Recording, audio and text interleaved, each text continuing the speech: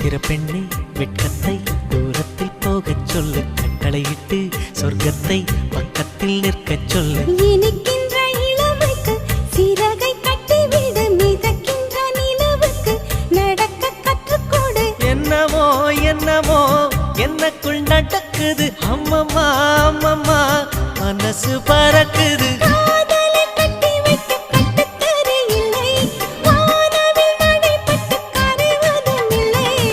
வானத்து நிலவெடுத்து வாசலில் வைக்கட்டுமா?